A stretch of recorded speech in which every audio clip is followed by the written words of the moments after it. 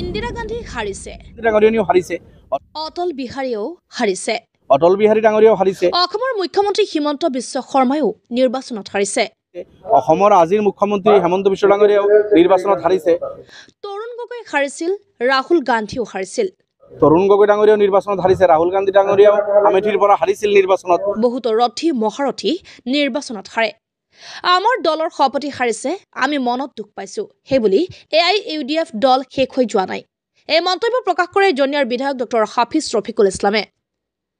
বৰপেটা জিলাৰ ভেড়াগাঁৱত বৃহস্পতিবাৰে AIUDF দলৰ জিলা ভিত্তিক প্ৰতিষ্ঠা দিৱসৰ কাৰ্যসূচীত উপস্থিত হৈ দলীয় কৰ্মীক দ্বিগুণ উৎসাহেৰে দলক আগবঢ়াই নিবলৈ আহ্বান জনায় জনিয়াৰ বিধায়কগৰাকীয়ে।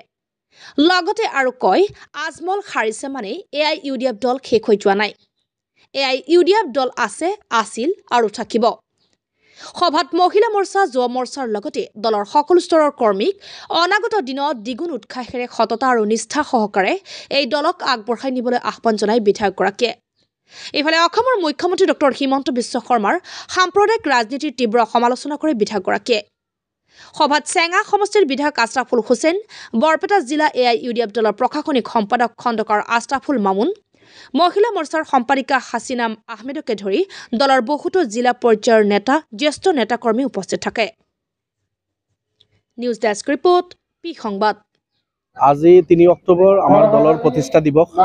2005 চনৰ 3 অক্টোবৰত আমাৰ দল মৌলানা বদৰুদ্দিন আজমল সাহেবৰ নেতৃত্বত জন্ম হৈছিল আৰু দলৰ জন্মলগ্নৰ পৰা আজিলৈকে আমি দলৰ যি লক্ষ্য উদ্দেশ্য সন্মুখত ৰাখি মৌলানা বদৰুদ্দিন আজমল সাহেবৰ নেতৃত্বত আমি যুঁজি গৈ আছোঁ।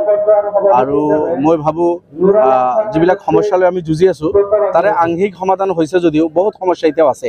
গতিকে সেই সমস্যাবোৰলৈ আমি আপোনাৰ বিধানসভাৰ ভিতৰে বাহিৰে আমাৰ মাননীয় সভাপতি সাংসদ আছিল, তেখেতে পাৰ্লিয়ামেণ্টত যুঁজিছে। আমি সময়ে সময়ে এই কথা বাৰ্তাবিলাক লৈ একেবাৰে লয়াৰ কোৰ্টৰ পৰা সুপ্ৰিম কোৰ্টলৈকে আমি সেইবিলাক লৈ যুঁজিছোঁ। গতিকে অসমৰ জনগণৰ যি সমস্যা, লাঞ্ছিত বঞ্চিত নিপীড়িত মানুহ, বিশেষভাৱে যিসকলৰ কণ্ঠ নাই, কণ্ঠৰুদ্ধ মানুহ, সেইসকল মানুহৰ হৈ কণ্ঠ হৈ আমি যোৱা 20টা বছৰে সংগ্ৰাম চলাই আছোঁ। অনাগত দিনতো আমি চলাই যাম। হয়, গোটেই সমস্যা সমাধান হোৱা নাই, আমি চৰকাৰত নাই, আমি এতিয়ালৈকে কোনোদিন পাৱাৰত নাই, আমি সদায় অপজিশ্যনত থাকি যুঁজি আছোঁ আৰু কোৰ্ট কাছাৰীতো যুঁজি আছোঁ, এছেম্বলিৰ ভিতৰে বাহিৰে, পাৰ্লিয়ামেণ্টৰ ভিতৰে বাহিৰে আমি যুঁজি আছোঁ আৰু আমি যেতিয়ালৈকে সমস্যা থাকিব যুঁজি যাম। নহয়, চাওক, আমাৰ মাননীয় সভাপতি চাহাব ইলেকশ্যনত হাৰিছে, আমি মনত দুখ পাইছোঁ। মই নিজে ইলেকশ্যন হাৰিলে যিমান দুখ পালোহেঁতেন বা পাইছোঁ তাতকৈ বেছি আঘাতপ্ৰাপ্ত আমি হৈছোঁ। আমাৰ দলীয় কৰ্মীসকলেও তেনেকুৱা আঘাতপ্ৰাপ্ত হৈছে, যিহেতু মাননীয় সভাপতি এজন ছাকচেছ MP আছিল, 3 বাৰৰ MP আৰু পাৰ্লিয়ামেণ্টত বলিষ্ঠ কণ্ঠ আছিল তেখেতে এনেকৈ হাৰি যোৱাটো আমি কোনেও কামনা কৰা নাছিলোঁ। আমি আঘাতপ্ৰাপ্ত হৈছোঁ, আমি দুখ পাইছোঁ। কিন্তু এটা ইলেকশ্যনত হাৰি গ'লে দল শেষ হৈ নাযায়। গতিকে আমাৰ মাননীয় সভাপতিৰো মনোবল বহুত শক্তিশালীভাৱে তেখেতে ফিল্ডত আছে, আমাক নেতৃত্ব দি আছে আৰু আমাৰ কৰ্মীসকলে যিটো আঘাতপ্ৰাপ্ত হৈছিলোঁ আমি সেইবিলাক পাহৰি এতিয়া আৰু দ্বিগুণ উৎসাহেৰে আমি অনাগত দিনত কাম কৰাৰ সংকল্প লৈছোঁ। আৰু এটা নিৰ্বাচনত হাৰি গ'লে আপোনালোকে যদি ইন্দিৰা গান্ধী ডাঙৰীয়াও হাৰিছে, অটল বিহাৰী ডাঙৰীয়াও হাৰিছে, অসমৰ আজিৰ মুখ্যমন্ত্ৰী হেমন্ত বিশ্ব ডাঙৰীয়াও নিৰ্বাচনত হাৰিছে, তৰুণ গগৈ ডাঙৰীয়াও নিৰ্বাচনত হাৰিছে, ৰাহুল গান্ধী ডাঙৰীয়াও আমেথিৰ পৰা হাৰিছিল নিৰ্বাচনত, আপোনাৰ দিল্লীৰ মুখ্যমন্ত্ৰী আছিল 15 বছৰৰ একেৰাহে শীলা দীক্ষিত, 0 আসন লৈ দিল্লীত তেখেতে হাৰিল, এতিয়া নাই তেখেত আমাৰ মাজত। এনেকুৱা ধৰণৰ বহুত ৰথী মহাৰথী নিৰ্বাচনত হাৰে। গতিকে আমি এটা নিৰ্বাচনতহে হাৰিছোঁ। গতিকে মই ভাবোঁ অনাগত দিনত ভাল হ'ব। BJPয়ে নিজৰ ভৰিৰ তলৰ মাটি হেৰুৱাই আছে, যাৰ কাৰণে BJP শংকিত হৈ হিন্দু মুছলমানৰ ৰাজনীতি কৰা, মেৰুকৰণৰ ৰাজনীতি কৰা BJPৰ চৰিত্ৰ। BJP এইটো কৰি আছে, কৰিব। আমি তাৰ বিৰোধিতা কৰোঁ। আমি হিন্দু মুছলমানৰ ৰাজনীতিৰ বিশ্বাসী নহয়, বিভিন্ন জাতি জনগোষ্ঠীৰ মাজত ভাগ ভাগ কৰি ৰাজনীতি কৰাৰ বিশ্বাসী নহয়।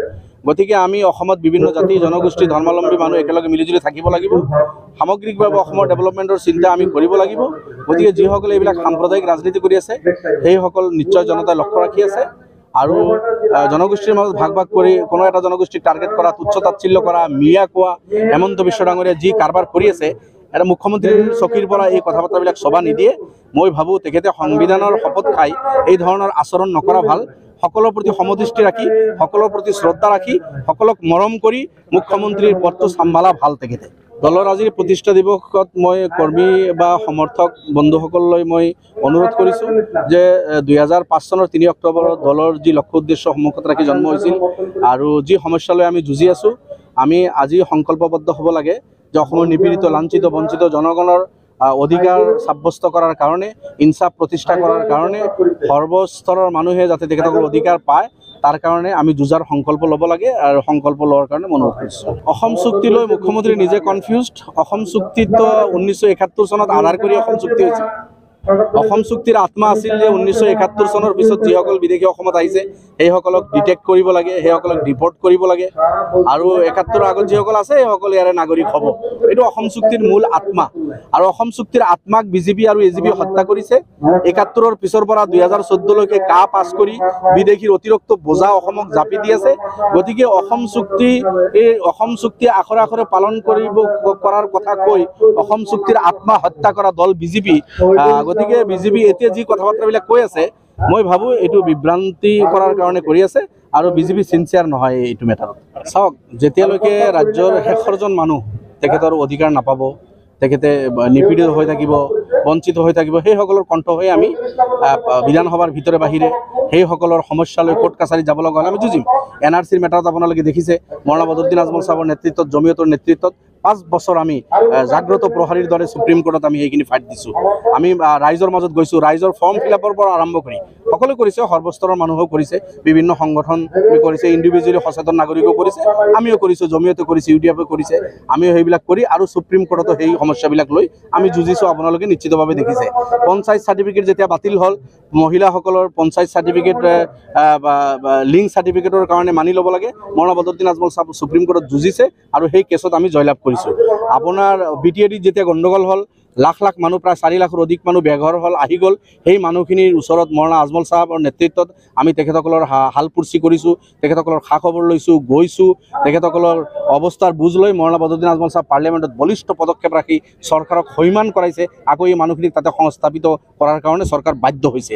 ঠিক এনেকুৱা ধৰণৰ যেতিয়াই যি সমস্যা আহিছে সেই সমস্যা লৈ আমি যুঁজাৰ চেষ্টা কৰিছোঁ। হয়, আমি এটা সৰু দল, আজি 15জন বিধায়ক আছোঁ, 3জন MP আছিল, কেতিয়াবা এজন MP, আজি আমাৰ MP নাই। এই সৰু এটা দল বা আমাৰ যিখিনি কৰ্মী নেতা ষ্টেণ্ড আছে এইখিনি লৈ আমি যুঁজি আছোঁ বিভিন্ন সমস্যা লৈ। অনাগত দিনতো এই সব সমস্যা যেতিয়ালৈকে থাকিব। আজি ল্যান্ড আপোনালোকে দেখিছে, মাটিৰ অধিকাৰৰ পৰা মুছলমানক বঞ্চিত কৰাৰ কাৰণে ষড়যন্ত্ৰ চলিছে। আমি চকু ৰাখিছোঁ, আমি ফ্ৰিকুৱেণ্টলি লয়াৰসকলৰ লগত, এক্সপাৰ্টৰ লগত আমি আলোচনা কৰি আছোঁ। এই বিষয়ে আমাৰ কেইবাটাও পদক্ষেপো ইতিমধ্যে লোৱা হৈছে। প্ৰয়োজন হ'লে মাটিৰ অধিকাৰৰ পৰা যাতে কোনো ভাৰতীয়ক বঞ্চিত কৰিব নোৱাৰে, অসমীয়াক বঞ্চিত কৰিব নোৱাৰে, প্ৰয়োজন হ'লে আমি সুপ্ৰিম কোৰ্টত যাম, তেনেকুৱা প্ৰস্তুতি আমি লৈ আছোঁ। ঠিক এনেকুৱা ধৰণৰ সংগ্ৰাম আমাৰ চলি থাকিব। বৰ্তমানৰ অসম চৰকাৰ স্বৈৰাচাৰী চৰকাৰ, স্বৈৰাচাৰিতা চলাইছে, নৈৰাজ্য চলাইছে, হিটলাৰী শাসন চলাইছে, সংবিধানৰ শাসন চলি থকা নাই। হেমন্ত বিশ্ব ডাঙৰীয়া ৰাতি যি সপোনত দেখে, যিটো চিন্তা কৰে, ৰাতিপুৱা আহি সেইটোৱে তেখেতে কেবিনেট পাছ কৰি তেনেকৈ চলাব বিচাৰে। কিন্তু সংবিধান বিৰোধী কোনো সিদ্ধান্ত লৈ তেখেতে টিকিব নোৱাৰে, তেখেতেও জানে, তেখেতে এজন লয়াৰ। তেনেকুৱা ধৰণৰ এটা আবুৱা ভাৰি তেখেতে নিৰ্বাচনৰ বৈতৰণি পাৰ কৰাৰ চেষ্টা কৰি আছে, সেইটোত ছাকচেছ হ'ব নিদিয়ে। যি সিদ্ধান্ত ল'ব তাৰ বিৰোধিতা আমি কৰি আছোঁ। আপোনালোকে জানে যে তেখেতে যিবিলাক সিদ্ধান্ত, এতিয়াতো কোন সিদ্ধান্ত লৈছে, তেখেতে মৌখিকভাৱে কথা বাৰ্তাবিলাক কৈ অসমৰ মানুহক আবুৱা দি আছে, বিভ্ৰান্তৰ সৃষ্টি কৰি আছে। যেতিয়ালৈকে তেখেতে কোনো ঠোজ সিদ্ধান্ত লৈ কিবা যদি সংবিধান বিৰোধী পন্থা লৈ তেখেতে আগবাঢ়ে, আমি তাৰ বিৰোধিতা কৰিম। চাওক, মই মোৰ ব্যক্তিগত কথা কৈছোঁ, এজন ভাৰতীয় নাগৰিক নিজৰ ৰাষ্ট্ৰৰ যিকোনো জেগাত যাব পাৰে।